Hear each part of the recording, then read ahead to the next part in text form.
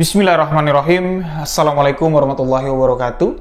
Kembali lagi bersama saya, Rio Wijaya, di sebuah kisah misteri.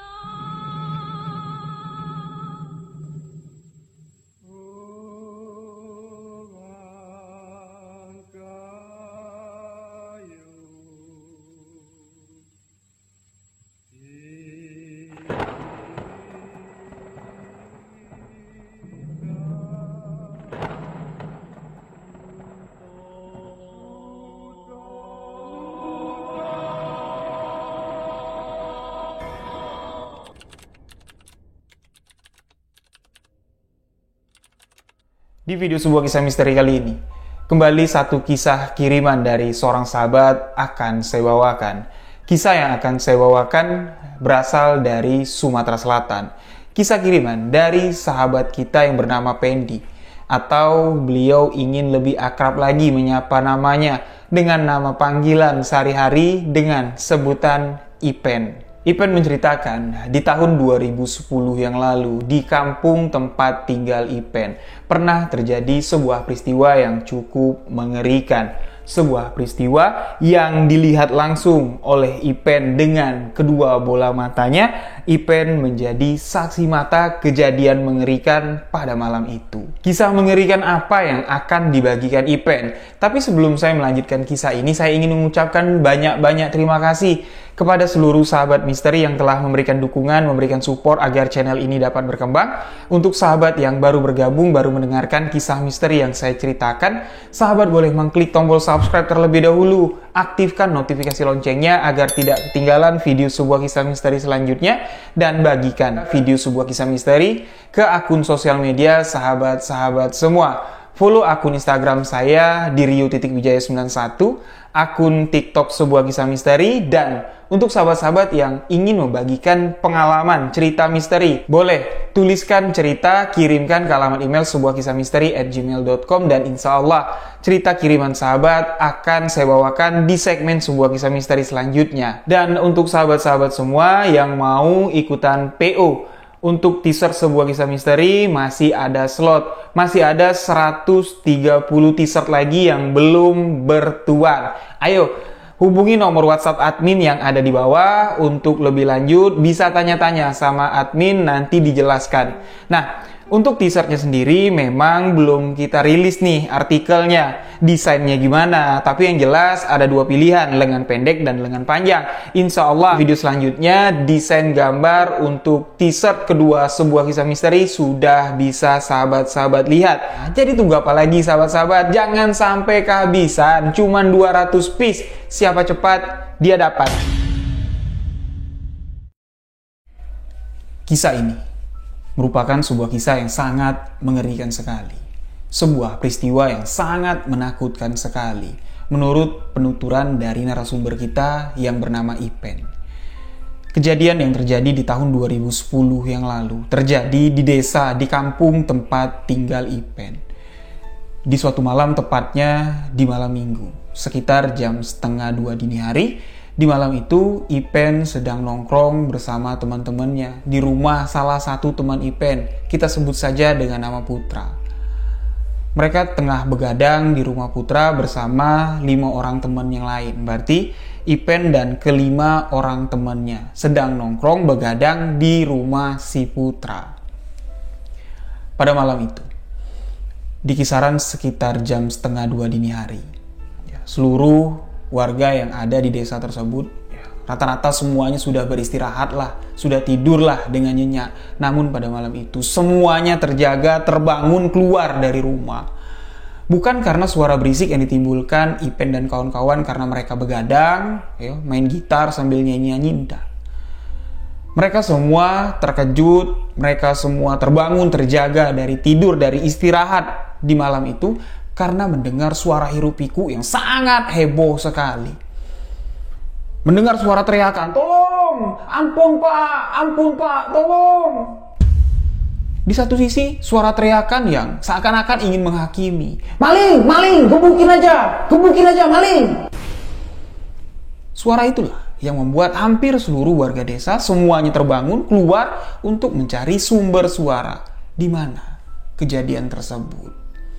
Termasuk di sini Ipen dan kawan-kawan yang tengah nongkrong di rumahnya si Putra. Ketika mendengar suara teriakan, tolong, maling, sontak mereka semua langsung berdiri, keluar dari teras mencari sumber suara. Ternyata sumber suara teriakan yang mengatakan maling, suara minta tolong, itu tidak jauh dari rumah Putra. Yang mana posisi rumahnya Putra ini pas dekat dengan jalan lintas, jalan aspal yang ada di desa tersebut. Begitu mereka mendengar suara teriakan minta tolong bersumber dari jalan raya, mereka semua keluar dari pekarangan rumah. Mereka sudah dapat melihat sumber suara teriakan yang minta tolong siapa, suara yang teriak maling siapa. Ternyata ketika mereka keluar dari pekarangan rumah menghampiri gerombolan masyarakat massa yang sudah ramai sekali di sebuah warung kelontongan yang ada di pinggir jalan tersebut. Awalnya Ipen dan kawan-kawan mereka ndak tahu perkaranya,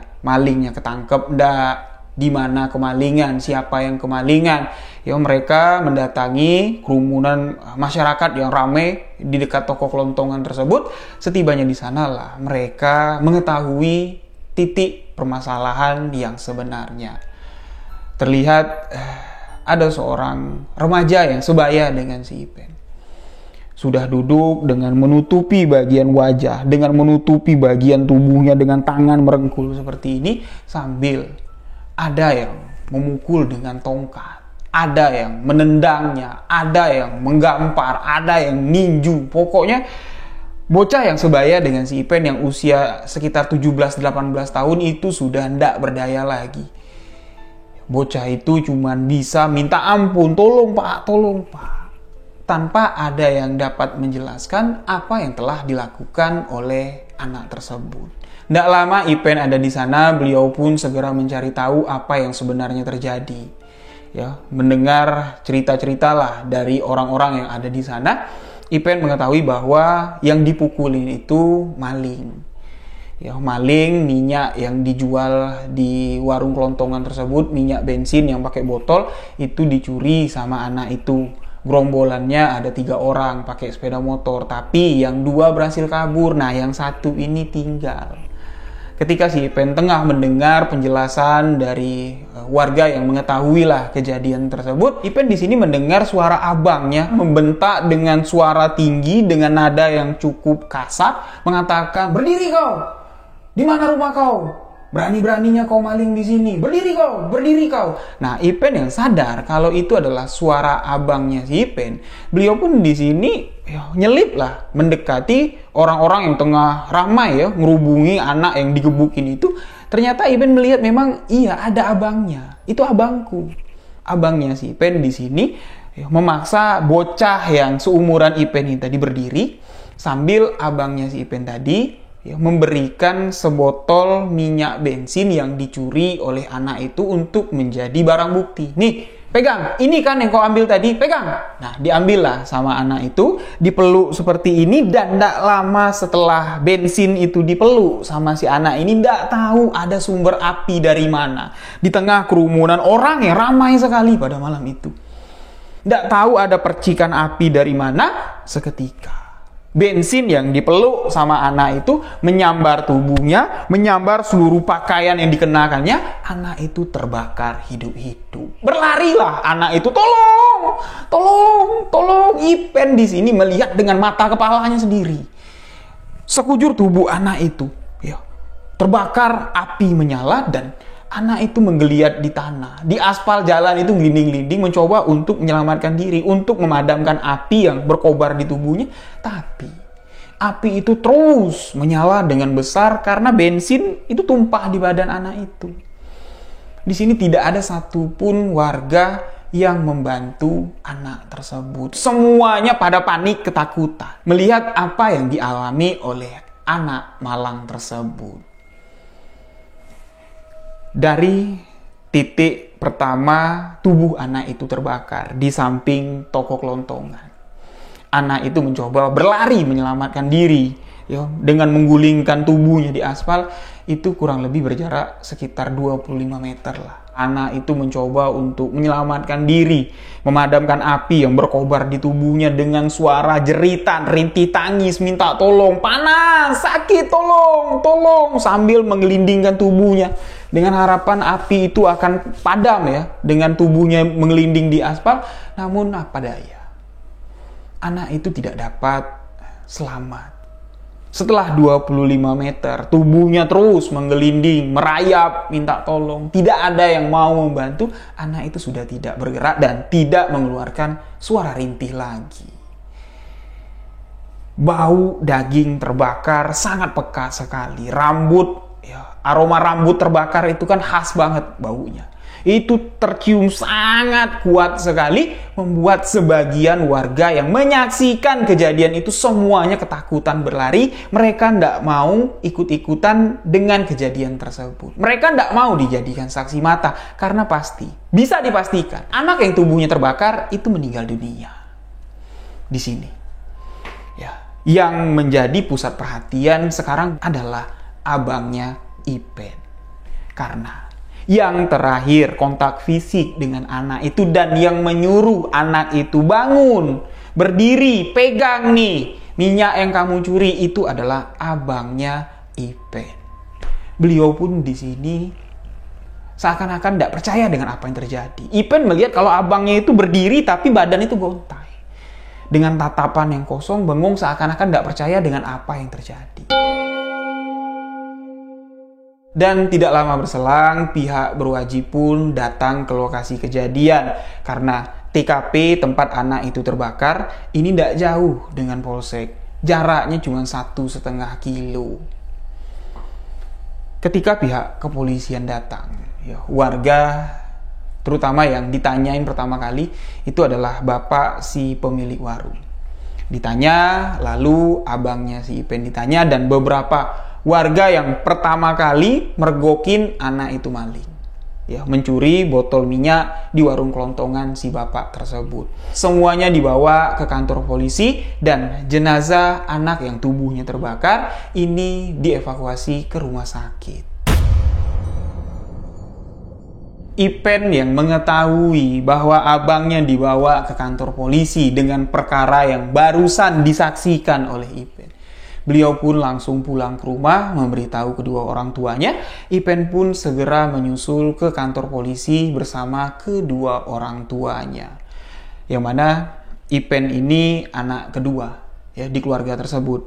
Anak pertama ialah abangnya yang berpolisi, itu anak pertama. Usia abangnya di tahun 2010 itu kisaran 28 tahun. Setibanya di kantor polisi, kedua orang tua si Ipen ini tidak bisa bertemu dengan abangnya karena abangnya si Ipen ini tengah diinterogasi. Ya, ditanyain sama pihak berwajib, bersama teman-temannya yang lain juga, bersama tukang kelontongan. Jadi mereka cuma bisa melihat dari jauh.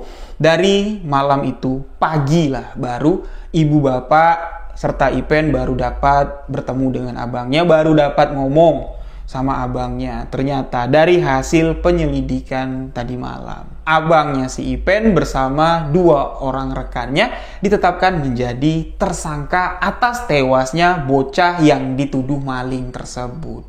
Memang betul, anak itu memang maling, melakukan tindak kejahatan, mencuri.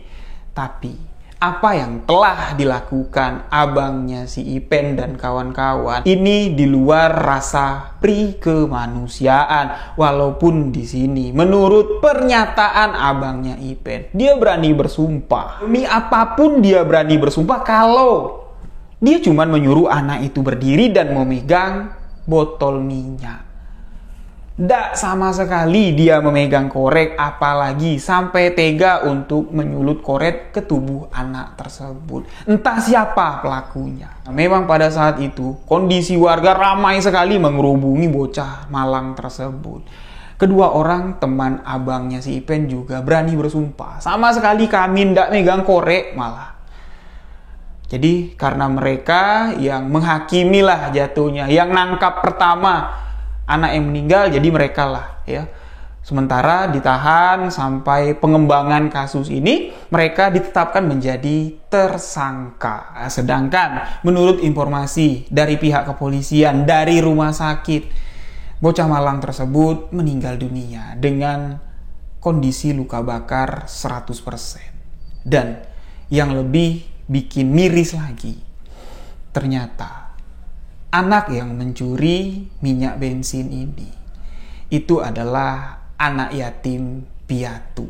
Anak yatim piatu yang tinggal bersama bibinya di kampung sebelah, 2 kampung dari kampungnya si Ipen, atau dari lokasi kejadian tersebut. Dan setelah diselidiki lebih dalam lagi oleh pihak berwajib, karena di lokasi kejadian itu yang terlihat oleh si bapak pemilik toko kelontongan, ini ada 3 bocah naik motor. Nah, yang meninggal kebakar inilah yang turun dari motor, langsung ngambil botol yang berisi bensin yang ditaruh di depan toko kelontongan. Ketika diteriakin, ketahuan, anak itu ditinggal oleh 2 orang temannya yang ada di atas sepeda motor. Nah, setelah diselidiki, 2 orang yang berhasil kabur ini dapat ditemui oleh pihak polisi dan ditanya, kalian itu maling minyak itu untuk apa? Mau dijual lagi kah atau untuk apa? Ternyata di sini, menurut pengakuan dari 2 teman almarhum yang meninggal dunia, kejadian pada malam itu memang tidak disengaja. Mereka sama sekali tidak ada niatan mau mencuri di warung tersebut, mencuri minyak. Jadi mereka nongkrong biasa lah di malam minggu itu. Yang mana usia korban yang kebakar ini kan usianya sama dengan si Ipen. 17 masuk 18 tahun. Nongkrong lah di kampung mereka. Jadi ada teman yang bawa motor, yang punya motor lah kita katakan di sini, namanya Dio. Si Dio ini mau jalan dia, mau keliling-keliling lah biasa naik motor. Nah, korban yang badannya kebakar dengan 1 lagi teman yang dibonceng sama si Dio, ya, mereka kan bertiga. Ini mau ikut, bilang sama si Dio, yuk kamu jalan jangan sendirian, ajak dong, ikut malam mingguan. Naik motor nyari angin. Nah, si Dio ngatakan ya udah, kalau mau ikut nggak apa-apa, ayo ikut.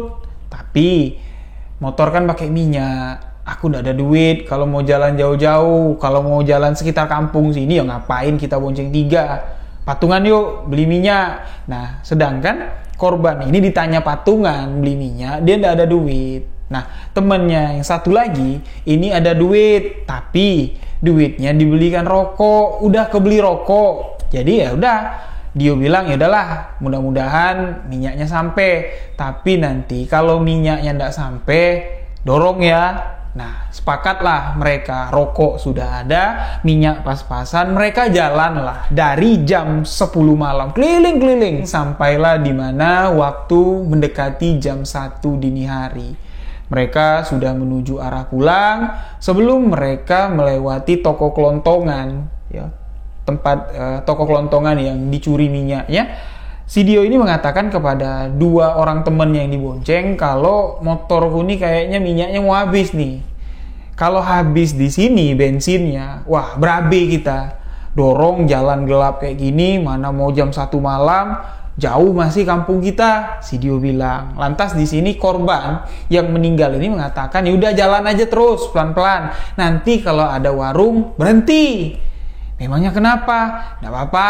Dah pokoknya mau minyak kan, bensin kan. Ya udah. Nah, jalanlah terus. Dio ini mengendarai sepeda motornya.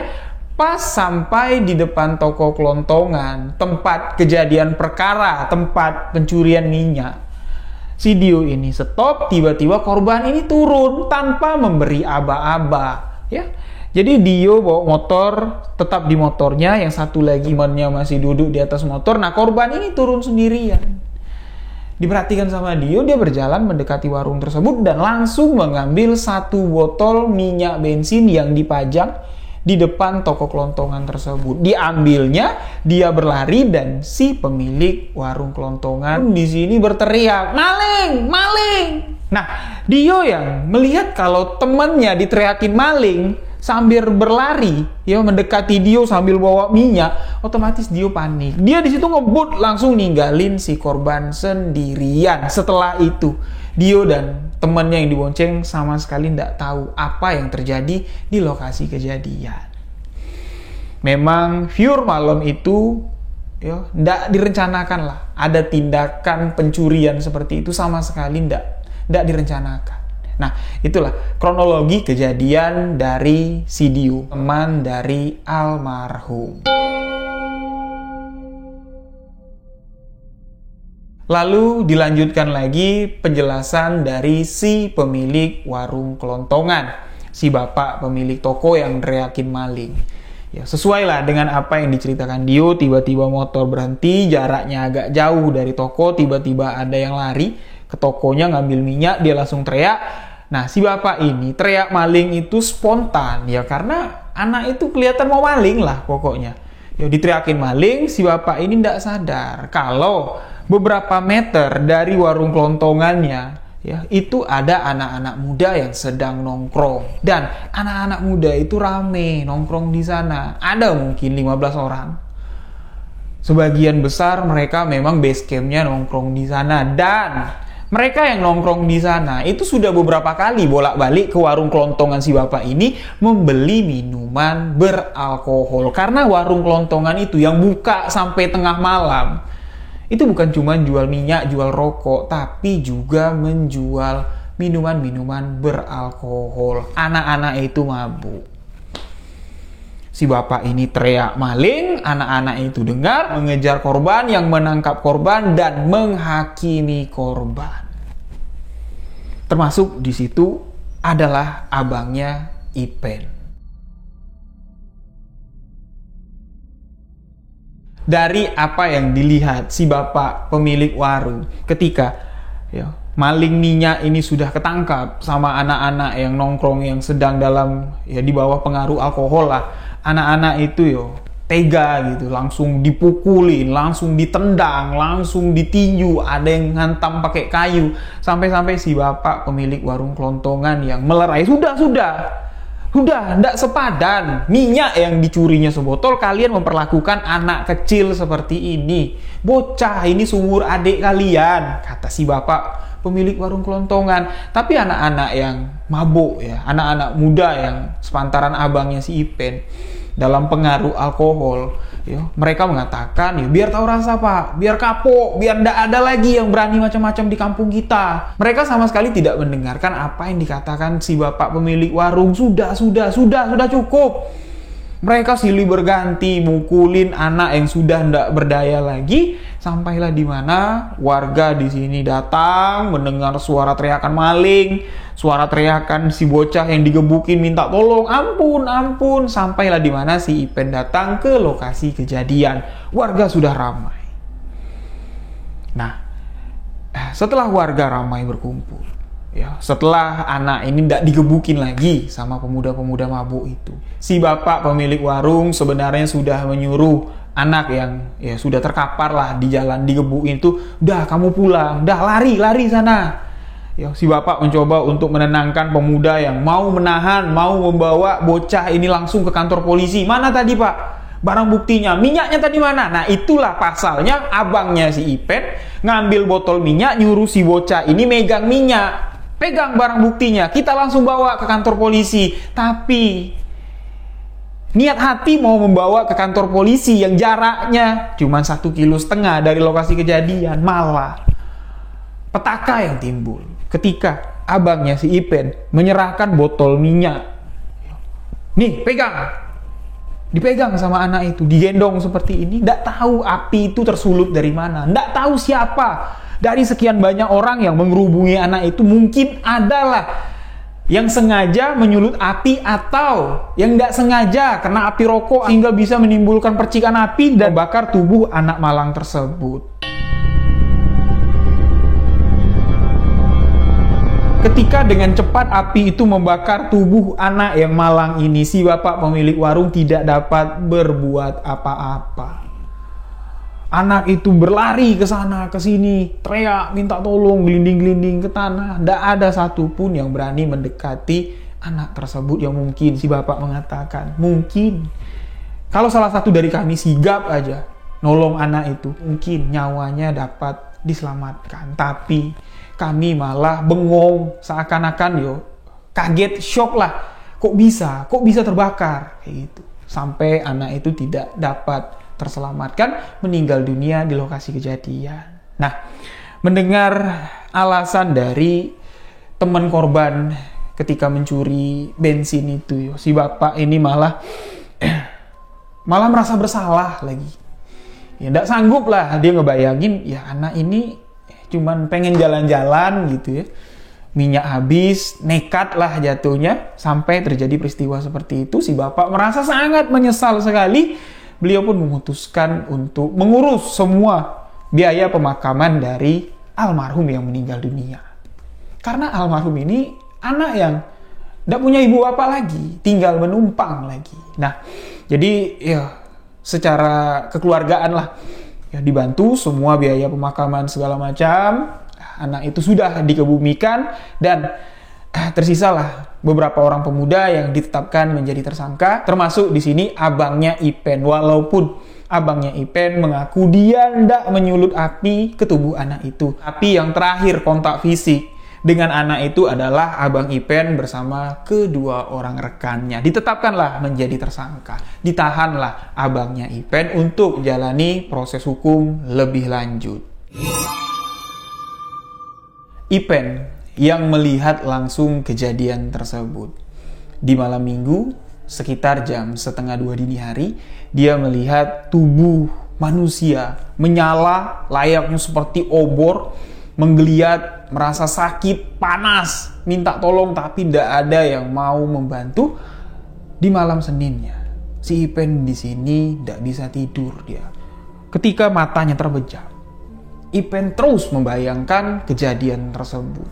Suara lengkingan, minta tolong, rintih tangis, menahan api, menahan panas yang membakar tubuh, itu terus terdengar di telinganya si Ipen. Ipen berpikir apa yang dirasakannya, ya, bayangan yang terus terlihat, suara yang terus terdengar, itu rasa trauma yang dialaminya ketika melihat kejadian mengerikan ya, secara langsung itu terus melekat, belum bisa lupa lah menurut si Ipen. Itu anggapan si Ipen, jadi dia masih ya udahlah santai gitu. Tapi ketika si Ipen mengetahui fakta yang sebenarnya bahwa apa yang didengarnya itu adalah nyata, apa yang dilihatnya itu adalah sosok yang benar-benar nyata, bukan bayangan, barulah di sini Ipen ketakutan bukan main. Di malam Seninnya, jadi kejadian itu kan malam Minggu. Minggu jenazah dimakamkan, malam Senin. Minggu malam Senin. Itu Ipen tidak bisa tidur. Pertama, ya, masih kebayang kejadian malam kemarin. Ya, melihat anak itu kebakar, teriak-teriak. Yang kedua, ya, kepikiran abangnya di dalam sel. Yang ketiga, bertanya-tanya hati nih, siapa yang menyulutkan api ke tubuh anak itu? Ya, 3 permasalahan tersebut muter-muter lah di otaknya si Ipen. Suara rintih tangis terdengar, ya, seperti rintih tangis anak yang badannya kebakar itu terdengar, jelas terdengar, tapi dihiraukan sama si Ipen. Dia berpikir, itu halusinasi. Tapi malam itu dia sama sekali tidak bisa tidur. Lewat dari jam 2, Ipen mendengar seperti ada suara kayak jerami kering yang dibakar atau terbakar. Suara gemeritik yang menjalar dan aroma bau rambut terbakar. Itu terdengar, tercium sangat jelas sekali. Sontak Ipen pun di sini keluar dari kamarnya. Dia takutnya nanti ada yang konslet listrik, ada yang kebakar lagi di sekitar rumah, kebakaran, wah berabe. Ipen berpikir seperti itu, keluarlah dia. Seorang diri dalam suasana gelap. Karena warga desa kan tahu ada yang barusan meninggal mati, kebakar lagi. Semuanya pada mati lampu, pada tidur. Ipen keluar sendirian ngecek sekitaran rumahnya dengan menggunakan senter. Ipen di sini memperhatikan setiap sudut. Ketika Ipen mau masuk ke bagian sudut dekat garasi yang ada di rumahnya, Ipen melihat dari jauh tuh kayak kayak karung goni yang terbakar, ya, meringkuk kayak gini, layaknya seperti kambing yang ukuran besar tapi badannya kurus, itu tengah berbaring. Sambil sesekali kakinya bergerak-gerak, kayak ngayis-ngayis kayak gitu. Hitam pekat. Nah, bau rambut terbakar. Itu jelas sekali dari sosok itu. Melangkahlah Ipen mendekati sosok tersebut sambil sesekali tubuh atau sosok tersebut meronta-meronta kayak gini, kejang-kejang kayak gitu. Terus didekatin sama si Ipen sampai benar-benar dekat, sampai senter itu benar-benar dapat menerangi sosok yang hitam, sosok yang meringkuk di atas lantai di garasi rumahnya. Ipen melihat jelas kalau itu bukan karung goni, kalau itu bukan kambing, tapi itu adalah tubuh manusia yang kulitnya semuanya sudah matang terbakar. Ipen memperhatikan dengan senternya sampai di mana Ipen melihat bagian wajahnya, yang bagian wajahnya itu datar, matanya itu udah keluar, cuman giginya saja yang terlihat nutup, buka, tutup.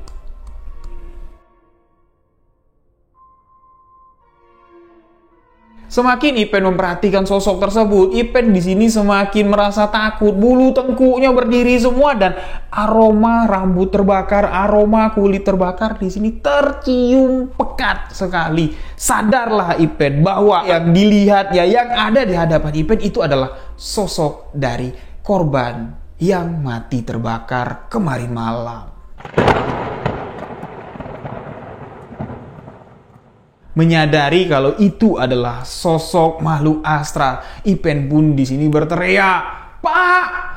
Mak! Tolong! Tolong!" Membuat ibu bapak Ipen, membuat tetangga-tetangga Ipen semuanya keluar panik, takutnya terjadi apa-apa seperti kejadian kemarin malam.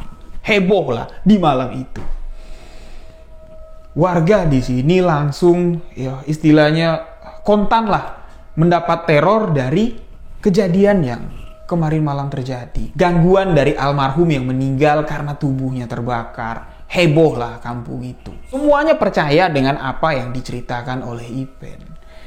Nggak mungkin lah Ipen mau nakut-nakutin. Itu pikiran warga. Dan Ipen pun nggak mau juga. Untuk apa? Aku bohong masalah kayak gini. Aku kalau nggak ngeliat dengan mata kepalaku, nggak mungkin aku teriak sampai histeris bangunin kalian tengah malam kayak gini. Nah, jadi karena kejadian yang mengerikan sudah terjadi di malam pertama, malam selanjutnya, ya, Senin malam Selasa, itu di jam 7:30 malam, kampung itu sudah sepi, sesepi-sepinya. Termasuk kedua orang tua Ipen, ibu bapaknya, nyaranin anaknya, gimana kalau malam ini kita nginep aja di rumah mbahmu. Bapak takut dengar ceritamu tadi malam. Nanti lagi-lagi sosok itu datang ke sini. Tapi di sini Ipen nggak mau. Ya udah kalau bapak sama ibu mau menginap di rumah Simbah, ya udah nggak apa-apa. Aku nggak mau. Biar aku di sini aja. Biar aku nunggu rumah. Tapi ibu bapaknya nggak tega pula ngebiarin Ipen sendirian di rumah yang jelas-jelas tadi malam Ipen yang diteror oleh sosok tersebut. Malam itu, ya bapaknya si Ipen was-was sekali bercerita kepada anaknya. Bapak takut kalau sosok itu muncul di depan bapak. Gimana bentuknya, Pen? Pasti serem ya. Tapi Pen nggak mau menggambarkan sosok itu seperti apa. Ya mudah-mudahan aja lah bapak nggak ngeliat. Kekhawatiran keluarga Ipen kalau sosok itu bakal gentayangan lagi di rumah mereka. Alhamdulillah nggak ada. Alhamdulillah malam itu nggak ada gangguan. Tapi rumah Ipen nggak diganggu, rumah tetangga-tetangga yang lain itu didatangin oleh sosok tersebut. Seakan-akan sosok itu mau bertamu dengan perwujudan yang mengerikan sekali. Ada yang melihat sosok itu seperti apa yang dilihat Ipen. Kayak tidur ngeringkuk kayak gini, tangannya ya sudah bengkok, kakinya bengkok sambil goyang-goyang. Kayak ngeletik atau menggeliat lah. Dengan tubuh yang terbakar semua. Ada yang melihat sosok itu berjalan membungkuk. Bagian tangannya ini lengket, bagian wajahnya ini udah hancur, kebakar dengan aroma yang sangat khas sekali, aroma rambut dan kulit. Itu yang membuat ketakutan warga di sini semakin berlebihan ketika mencium aroma yang asing lah. Mereka menganggap kalau sosok hantu itu sudah gentayangan. Mereka masuk ke dalam rumah, mengunci rumah, ndak berani keluar lagi. Padahal ya ndak tahu orang bakar sampah mungkin. Tapi karena warga sudah ketakutan sekali, mereka beranggapan pasti ada bau aneh-aneh, sosok itu pasti ada. Nah, sampai di mana warga sudah jarang melakukan aktivitas di malam hari. Nah, jadi setelah hampir seluruh rumah warga desa, ya, warga kampung tempat Ipen ini tinggal didatangi oleh sosok yang menakutkan tersebut, sosok ini pun kerap menampakkan diri di lokasi kejadian tempat beliau meninggal dunia. Yang sering diganggu atau yang sering melihat ini adalah pengguna mobil, ya, pengguna mobil malam hari. Ya, ketika melintasi TKP, yang mana TKP itu kan di pinggir jalan, di sekitaran aspal itulah. Ya, warga melihat kayak ada ban di tengah jalan. Siapa sih yang bakar ban? Karena terlihat kayak ada asap-asap. Ketika dilihat itu bukan ban yang dibakar, tapi sosok tubuh manusia yang terbakar.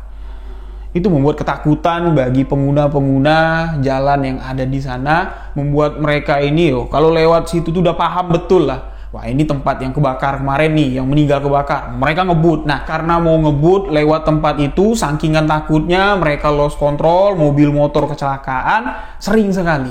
Ya, karena ketakutan lewat tempat tersebut, takut ketemu hantu, malah keselamatan mereka yang menjadi taruhannya. Ada satu peristiwa yang menakutkan sekaligus peristiwa inilah yang membuat keadaan di sekitar kampung tempat Ipen tinggal, ya, di lokasi kejadian meninggal kebakar ini tadi, itu bisa diatasi lah. Ya, kejadiannya itu subuh, menjelang subuh. Jadi ada seorang laki-laki tua lah, usianya sekitar 65 tahun. Dia itu memang biasanya ke pasar itu bawa sepeda ontel. Kiri kanannya itu kalau ndak isinya nangka, kalau hari ini ada nangka ya dia bawa nangka, kalau ndak pisang, kalau ndak daun pisang, itulah yang dijual di pasar. Itu sebelum subuh, dia itu pasti sudah melewati lokasi tempat kejadian.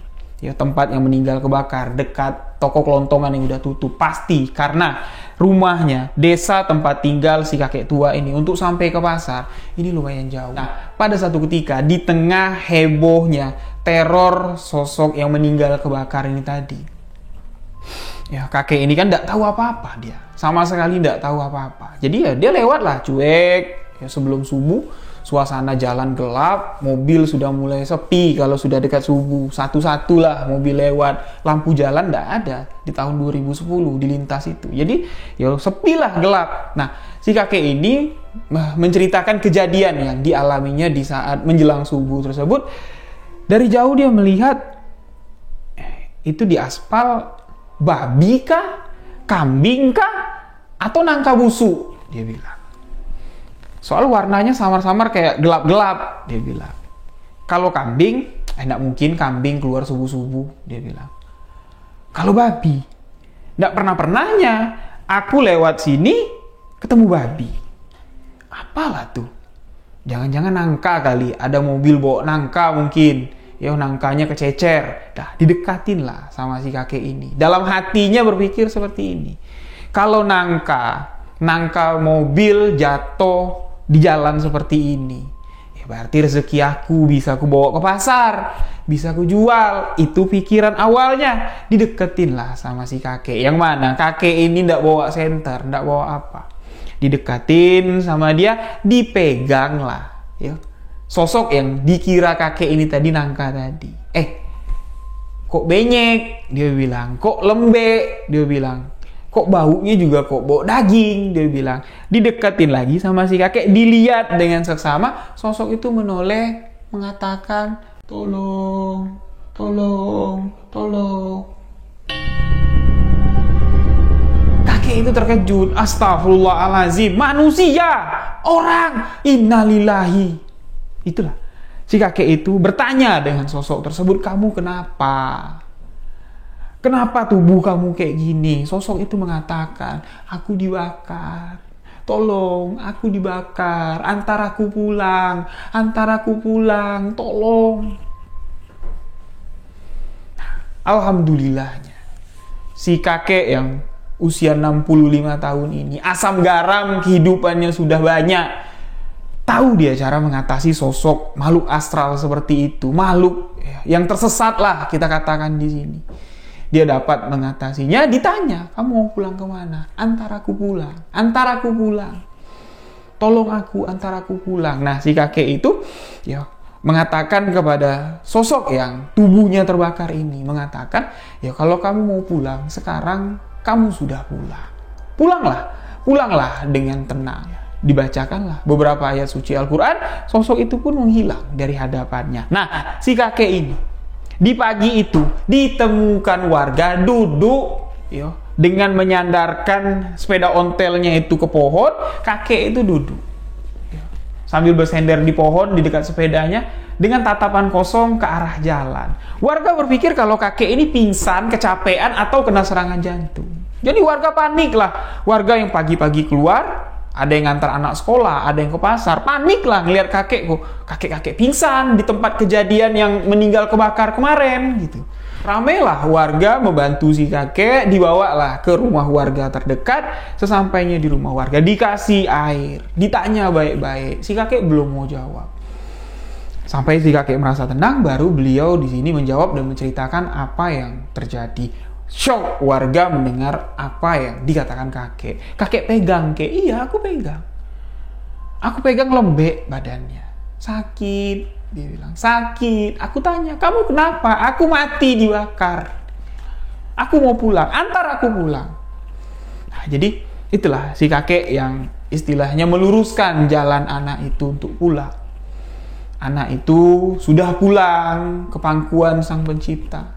Sesuai hukumnya, ketika seorang meninggal di dunia ini, itu putus urusannya. Udah, tidak ada urusan lagi di dunia. Tidak ada gentayangan lagi.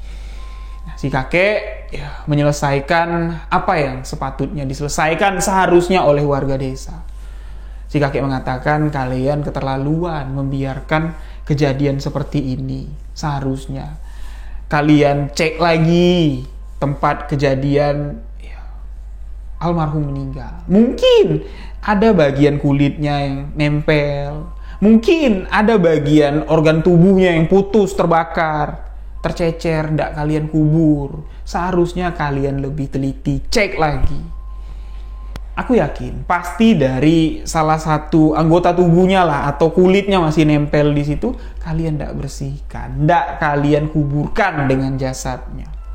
Iya memang, kata warga kampung, karena kami saking takutnya. Tapi alhamdulillah si kakek sudah dapat menyelesaikan apa yang sepatutnya diselesaikan oleh warga kampung. Nah, mulai dari hari itu sosok penampakan hantu yang tubuhnya terbakar ini memang udah ndak sesering biasa lah menyatakan atau menampakkan dirinya, tapi masih ada beberapa lah yang melihat sosok penampakan itu, tapi cuman seliweran aja.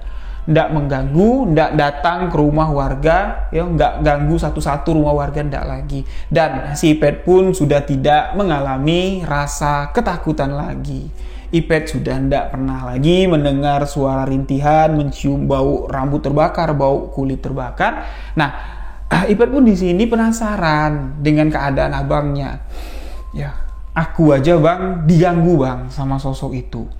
Masa kamu selama di sel ketika si Ipet ini besuk abangnya dia di tahanan polisi, masa kamu ndak diganggu sama sosok itu? Malah si abangnya mengatakan ndak. Sama sekali ndak pernah.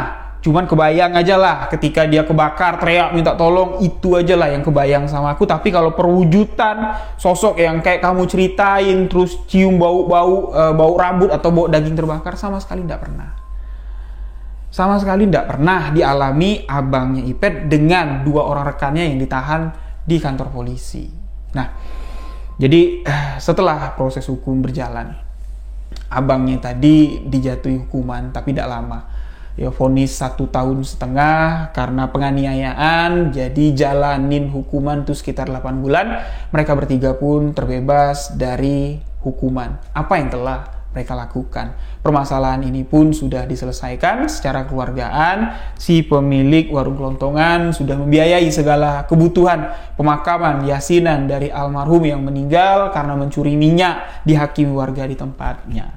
Nah, itulah sebuah kisah misteri dari sahabat kita Ipen atau Pendi yang ada di Sumatera Selatan.